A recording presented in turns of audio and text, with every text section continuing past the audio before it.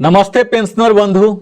मुझे पूरी उम्मीद है आप अपने जीवन को, रिटायर्ड लाइफ को एंजॉय कर रहे होंगे और वो सब कर रहे होंगे जो कि सर्विस लाइफ में नहीं कर पा रहे हो। तो अगर कोई हर्डल आ रहा है स्पोर्ट्स पेंशन में, विशेषकर यहां तक कि आपको यूजर आईडी पासवर्ड मिला ही नहीं, तो हम इस वीडियो में बताने जा रहे हैं कि किस तरह से आप लॉगिन पासवर्ड, लॉगिन आईडी जो यूजर आईडी है वो क्रिएट करें, जिसे कि स्पोर्ट्स पीपीओ आईडी कहते हैं। किस तरह से क्रिएट कर सकते हैं, फेच कर सकते हैं और पासवर्ड आप प्राप्त कर सकते हैं, और तभी आपकी स्पोर्ट्स की यात्रा प्रारंभ होगी। तो स्पोर्ट्स में आपकी यात्रा बिल्कुल सीमलेस हो, इसके लिए मेरा प्रयास होगा। और स्पोर्ट्स पेंशन पोर्टल सिस्टम जो है, इसकी हम पूरी जानकारी आपको देंगे कि कैसे लॉगिन करें। तो आइए आप हमारे साथ ही बने रहिए। जैसा कि आप अभी तक स्पर्श पेंशन पोर्टल के पृष्ठभूमि से अवगत हो चुके होंगे कि अभी तक लगभग 5 लाख जो कि पोस्ट 2016 रिटायरी हैं, इनके पेंशन ऑलरेडी माइग्रेट हो चुके हैं, और जो नया रिटायर हो रहे हैं उनका तो पेंशन पोर्टल स्पर्श में ही नया पेंशन स्टार्ट हो रहा। तो 1 अगस्त 2021 से यह माइग्रेशन की प्रक्रिया प्रारंभ हो चुकी है पीसीडीए प्रयागराज के द्वारा। अब इसमें आपको यह ध्यान देना है कि आपके मोबाइल नंबर और ईमेल आईडी आपके रिकॉर्ड ऑफिस में अपडेटेड हों, तब तो आपको जरूर एसएमएस और ईमेल मिले होंगे जिसमें उनके यूजर आईडी और पासवर्ड होगा। और अगर नहीं है तो आपको रिकॉर्ड ऑफिस कांटेक्ट करना है, या फिर पीसीडीए इलाहाबाद का जो टोल फ्री नंबर है 1800-180-5325 पर कांटेक्ट करना है और उनसे ये सारी जानकारी ले लेना है। तो अगर आपको एसएमएस आया है तो वह इस प्रकार होगा, आप यहाँ स्क्रीन पर देख पा रहे हैं।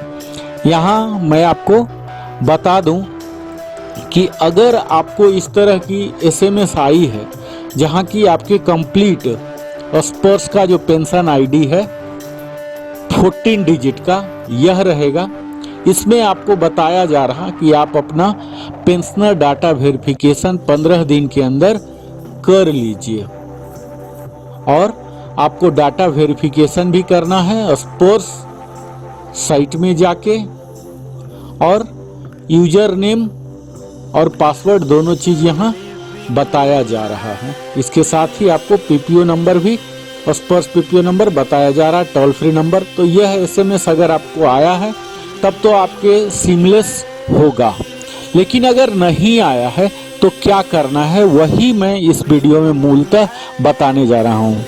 इसी प्रकार मैसेज का भरा हुआ आपके ईमेल आईडी, जो रजिस्टर्ड ईमेल आईडी है, जो कि आपके ईपीपीओ में रहा होगा, जो डिस्चार्ज के समय आपने अपने रिकॉर्ड ऑफिस को दिया, वहां पर भी इसी प्रकार का एक ईमेल आया होगा। तो आप वहां भी जाकर चेक कर सकते हैं।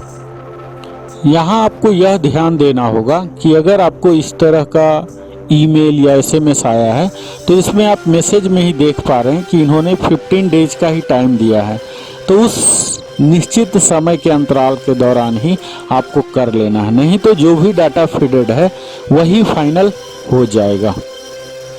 यहाँ सभी पेंशनर के द्वारा, यहाँ तक कि जो माइग्रेट नहीं जिनका हुआ है स्पर्श में, वह ये सुनिश्चित करें कि अपने रिकॉर्ड ऑफिस को एक लेटर देकर अपना ईमेल आईडी और मोबाइल नंबर आप अपडेट करवा लें।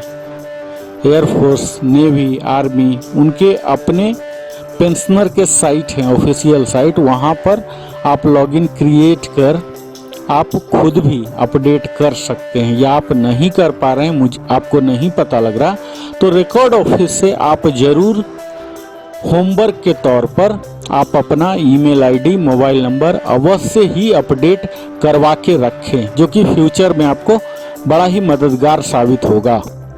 ये सब अगर होमवर्क आप करके रखते हैं, जो कि पीसीडीए इलाहाबाद स्पर्श टीम के द्वारा जो स्टैगर वे में माइग्रेशन फेज, अलग अलग फेज में हो रहे हैं, तो जब आपका नंबर आएगा उससे पहले आपके मोबाइल नंबर, ईमेल तैयार रहेंगे, ताकि आपके सीमलेस कम्युनिकेशन उनके द्वारा आपको प्राप्त हो सके। तो अब लॉगिन करने के लिए आपको क्या करना है, अगर आपको एसएमएस आया है तो इस फर्स्ट विंडो में, लॉगिन विंडो में आप उसमें अपना आईडी डालिए और पासवर्ड डालिए, ये सक्सेसफुली हो जाएगा। चूँकि फर्स्ट टाइम करेंगे तो आपको पासवर्ड यहाँ चेंज करना होगा और पासवर्ड चेंज करने के लिए आपको नया पासवर्ड देना पड़ेगा, जो कि मिनिमम 8 कैरेक्टर और मैक्सिमम 12 कैरेक्टर, इस तरह से आपको स्ट्रॉन्गर बनाने हैं। और यहाँ आप यह देख पा रहे हैं कि किस तरह से यह किया जा रहा है और सारे पासवर्ड किस तरह के होने चाहिए, यानी कि स्ट्रॉन्गर पासवर्ड के क्या क्या क्रेडेंशियल होने चाहिए, ये सब आप यहाँ देख पा रहे हैं। जिसमें कि 8 to 12 कैरेक्टर्स होना चाहिए, पहला मेरिट है। दूसरा है कम से कम एक लोअर केस होना चाहिए और एक अपर केस, और एक नंबर भी आपको कम से कम डालना है जो कि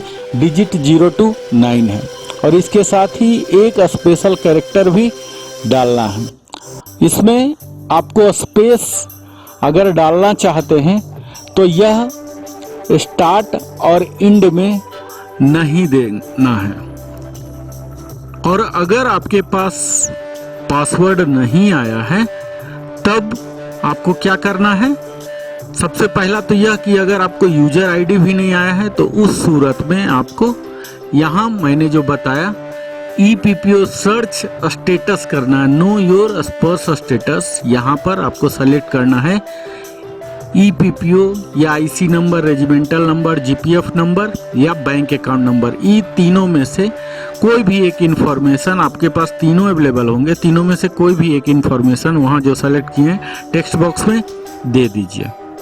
और फिर आपको न्यू EPPO नंबर जो स्पर्श PPO नंबर है वह दिख जाएगा, वहां से नोट कर लीजिए। और अगर आप रेगुलर पेंशनर हैं तो उसी 12 डिजिट में 01 ऐड कर दीजिए, या फैमिली पेंशनर है तो 03 ऐड कर दीजिए। तो यह आपके यूजर आईडी मिल गए, और पासवर्ड फॉरगेट पासवर्ड करके आप मंगवा सकते हैं। OTP की जरूरत पड़ेगा, इसके लिए आपके मोबाइल नंबर रजिस्टर होने हैं। तो इस तरह से आप सक्सेसफुल आप लॉगिन कर सकते हैं।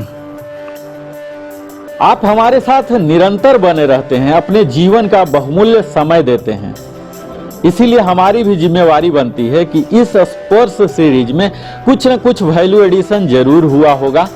और अगर आपने हमारे चैनल को अभी तक सब्सक्राइब नहीं किया है तो लिविंग हैप्पीली यूट्यूब चैनल को सब्सक्राइब कर लीजिए। और अगर हमारे दिए हुए कंटेंट को पसंद किए हो तो लाइक करके जरूर यह बताइए। और आपके जो पेंशनर बंधु हैं, आपके मित्र हैं, संबंधी हैं, उनके साथ भी साझा कीजिए। और अगर कोई समस्या आ रही है, यह वीडियो आपके जरूरत को पूरा नहीं कर पा रहा है, तो आप कमेंट सेक्शन में जरूर लिखिए। मैं व्यक्तिगत तौर पर उसका जवाब देने का अवश्य प्रयास करूंगा और उस समस्या का समाधान करने का या करवाने का भी प्रयास जरूर करूंगा। आप हमारे साथ निरंतर बने रहते हैं, इसके लिए Narendra Kumar wellness consultant and entrepreneur trainer की ओर से हृदय की गहराइयों से बहुत बहुत धन्यवाद।